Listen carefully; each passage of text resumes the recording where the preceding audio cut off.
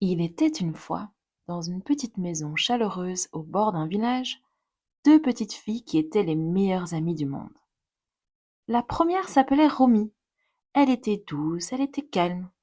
La seconde, Rosemary, était vive, curieuse et aimait parfois faire des petites bêtises. Les deux amies se complétaient parfaitement. Elles riaient beaucoup ensemble et partageaient tout. Ce soir-là était un soir très spécial. C'était le soir de Saint-Nicolas. Et Rosemary dormait chez Romy. Les deux amies attendaient cette nuit depuis longtemps et leur cœur battait joyeusement. Il faut que tout soit impeccable. Saint-Nicolas doit pouvoir marcher sans trébucher, dit Romy. Rosemary approuva d'un grand hochement de tête. Oui, et son âne aussi. Il ne faut pas qu'il tombe. Alors, au travail, rangeons tout. Elles commencèrent à ranger. Romy ramassait les jouets un par un, les essuyait parfois, puis les rangeait exactement là où ils devaient être. Rosemary faisait de son mieux, mais à chaque fois qu'elle prenait un jouet, elle jouait de petites minutes avec et riait toute seule, puis se souvenait qu'elle devait ranger. Ce qui faisait rire Romy, qui lui disait gentiment: Tu es incroyable, Rosemary, tu es toujours distraite. Peu à peu, le salon devint beau et bien ordonné. Les coussins étaient alignés, les livres rangés et le tapis tout propre. Puis les filles décida de préparer un goûter pour Saint-Nicolas. Oh oui, c'est une bonne idée. Il faut qu'on prépare une carotte pour son âne et peut-être un verre de jus de pomme pour Saint-Nicolas. Il sera content, tu penses pas? Ensuite, Romy écriva aussi un petit mot pour Saint-Nicolas. Bonjour Saint-Nicolas, on est très contente que tu viens chez nous. On t'aime beaucoup et on te fait de gros bisous. Elles installèrent tout cela près de la cheminée. Voilà, il verra qu'on a pensé à lui, dit Romy. Oui, et qu'on est très gentil surtout, ajouta Rosemary. Elles montèrent ensuite à l'étage pour aller dormir. Romy s'endormit en quelques instants. Sa respiration devint douce et régulière. Mais Rosemary, elle, oh là là, elle n'arrivait pas à dormir. Elle se tourna, puis se retourna, puis s'assit, puis se rallongea, et puis son ventre fit un long bruit de gargouillis. Oh non, j'ai faim, pensa-t-elle.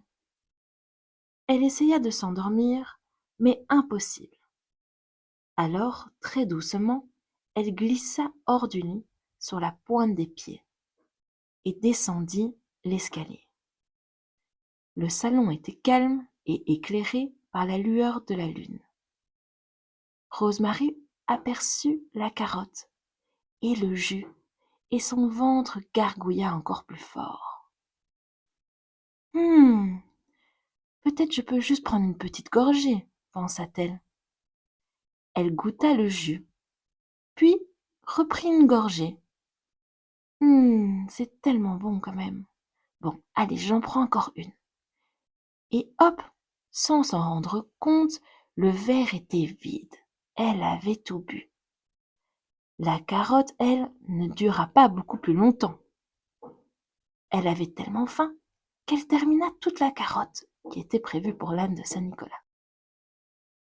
Une fois son ventre rassasié, Rosemary regarda le salon. Comme elle n'avait plus sommeil, elle prit un jouet, puis un autre, et puis encore un. Et en quelques minutes, le salon qui était si bien rangé devint un vrai bazar. Des blocs par terre, des peluches éparpillées, un camion devant la cheminée. Oups, pensa Rosemary.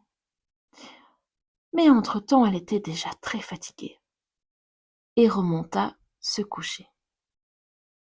Un peu plus tard dans la nuit,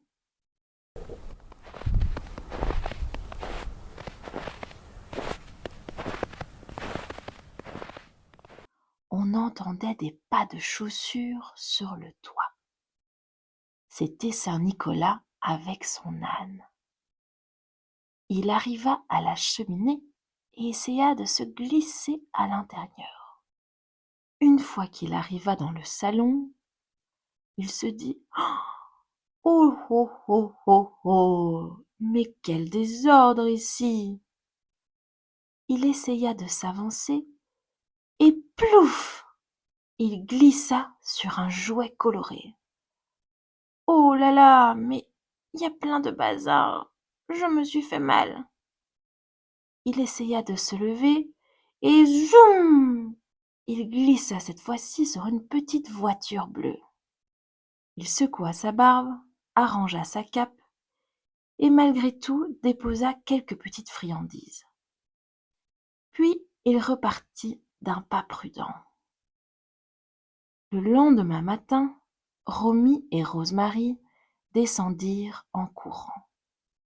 Romy s'arrêta net. Mais qu'est-ce qu'il s'est passé ici? Pourquoi il y a plein de bazar? Et pourquoi Saint-Nicolas nous a pas laissé des cadeaux, seulement quelques friandises? Pourtant, on avait été sages et on lui avait préparé un goûter.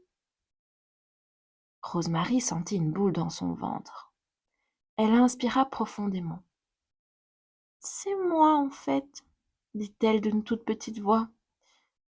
J'avais faim et j'ai mangé tout le goûter et j'ai joué et j'ai mis un peu de bazar. Je suis vraiment désolée. Romy la regarda. Elle n'était pas fâchée. Elle était seulement surprise et un peu triste que tout le travail de la veille soit défait. Puis elle sourit doucement. Merci d'avoir dit la vérité, Rosemary. Ce n'est pas grave, on va tout remettre en désordre et on va refaire un goûter. Peut-être qu'il va revenir. Les deux amies rangèrent ensemble et elles préparèrent un nouveau goûter pour Saint-Nicolas. Une nouvelle carotte pour son âne, un nouveau verre de jus de pomme pour Saint-Nicolas et cette fois-ci même un petit biscuit en plus. Le salon redevint impeccable. Alors qu'elles jouaient tranquillement avec leurs poupées, un petit toc toc toc se fit entendre. Toc toc toc. Oh, t'as entendu ça, Rosemary? Les filles se tournèrent vers la porte et là, plein de paquets colorés posés devant la cheminée. Un petit mot était attaché.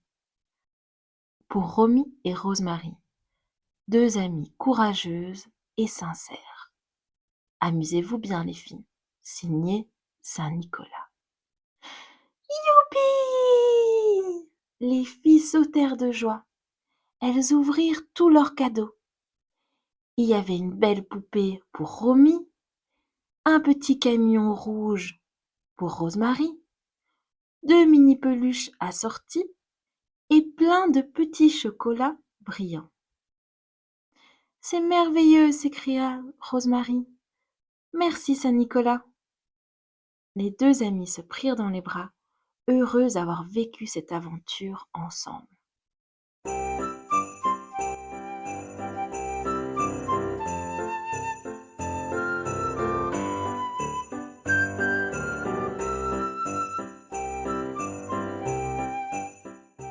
Et voilà, c'était l'arrivée de Saint-Nicolas, avec Romy et Rosemary.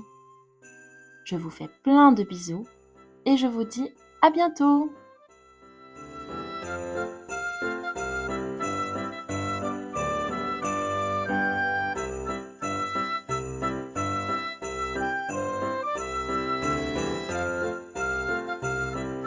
Et surtout, n'oubliez pas d'être sage.